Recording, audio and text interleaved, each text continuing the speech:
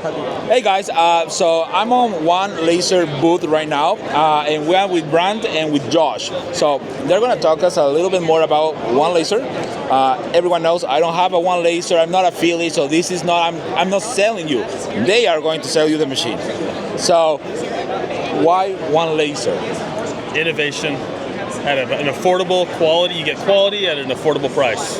Okay, but one of the main things that OneLaser is standing out of the crowd right now is the use and the price on a RF tube.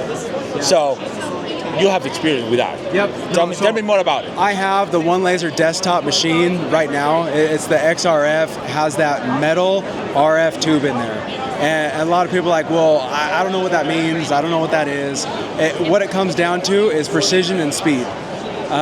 Traditionally, a lot of machines have glass tubes, and when you get up to the 1,000 millimeters a second, 1,200 millimeters a second, that glass tube, it's not fast enough. You know, it's that fast twitch muscles that the glass tube can't do. That metal RF tube is fast. So it's like your track runner. That thing is just gonna fly, and it comes out with nice, crisp engravings. Your edges are nice and sharp. It doesn't have any fade on the outside. So that's really what you're getting when you go with one of those RF tube machines, especially in the desktop series. I mean, right now you're talking just barely over $4,000 for a machine that has technology that other people aren't touching at the same price point. Yeah, and one of the things that I noticed on the RF tube and all my research again is we have a lot of people with the problem of, okay, but I'm getting less watts for more price. Yeah. How does that affect? Well, so really, your RF tube, it comes down, it has a really, really precise dot size. And so that dot size actually performs very similar. So like a 38 watt RF tube is performing very similar to a 60 watt glass tube. And it's because it's more efficient, it's able to cut nice and thin. I mean, you think if you got like this big butcher knife and it's really thick and it's meaty, like yeah, it's a sturdy knife, but you get a nice precision paring knife and it cuts really nice and thin and really deep. So it's like a razor blade for the laser. Now, it runs hotter or cooler than the regular glass tube, because now the big thing people is freaking about is UV lasers, and it's a cold laser, you know. But still, if you're gonna do like a deep engraving on the coin, you wanna heat up the coin either way. Probably not as much, but it heats up. How that differences in this case? Well, I mean, obviously, so the metal, it is able to cool down faster. So glass tubes, you're traditionally running some kind of liquid through it, whether it's water or an antifreeze or some specialized laser coolant. But that metal tube, especially on these machines, it's all air cooled. Because that metal stays cooler, it transitions that heat out to the atmosphere easier, and so those fans are really all it needs to keep it cool and to run all day. Like, these are professional grade machines. Like, go kick its butt for 8 hours and see what it can do. Yeah, so now we have a couple weeks ago, like this cold front. And you guys are in the groups just like me, and you see how many people freak out about my chiller, right? It's gonna crack my tube, and people putting photos in some blankets over the lasers, and I'm one of those. I mean, I put antifreeze on it and cycle it. I saw people putting the fish tank heater to give the water to. I mean, none of these things will affect really. No, I mean, so with these tubes, what I usually do is I go start my machine, I let it wake up for about 10 minutes before I get started, and I go to work. And I don't have to do anything extra because it's not running water through the tube. There's nothing going on. Because I have both. I have glass tube machines and I have this metal tube machine.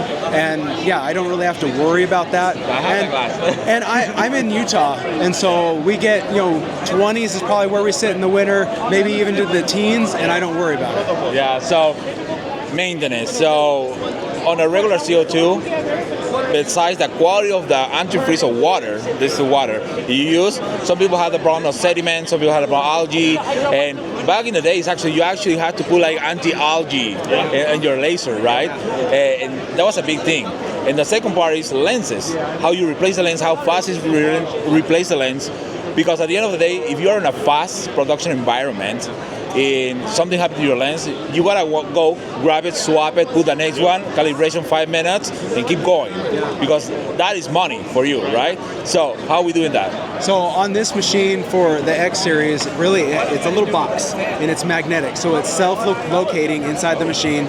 So you grab that thing, slide it out, and I mean, ideally, if we're talking fast production and you want to be quick changeover, have two. And that way you have two lenses ready, you pull that one out, slip the other one in, while the machine is running, you go clean it. And then you have that one ready again. Yeah. But it comes out so easy, and it's easy to clean. Honestly, it's not something that I've seen on any other machines as of right now. The mirrors have a fast release as well too, so you can have a second set of mirrors, and they just, with the little thumb screw, you loosen them up, pull it out in a little sleeve, clean them, put them right back in, tighten the thumb screw. On. So the days of a little Q-tip through the laser head hole and Q-tips on through the mirrors in the back of the machine are over with this. Oh, that's cool.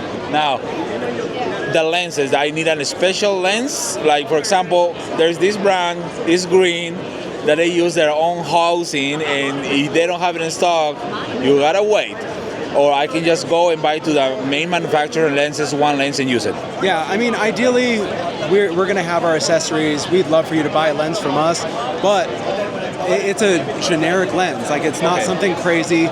Your loose lens, it's a 20 millimeter, and depending on the machine you get, it's either 2.5, it's a 2-inch.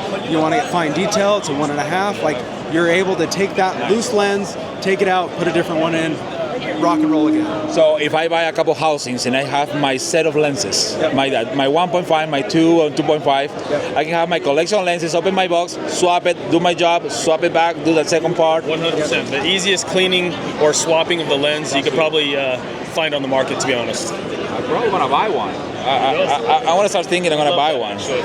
And I have one more question. Sure. So if anyone wants to say, I have the glass tube, because you have a glass tube option too, and they realize a couple months down the road that, you know what, I should have the RF. You guys offer any option for upgrade, or is something that there's like a trading section?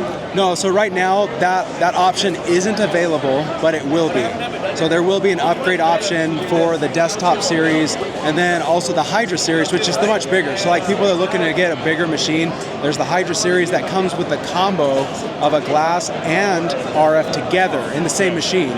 But if you're like, I don't want to flip the coin for that right now, there will be upgrade packages, so that way you can add that RF after the fact. That's all.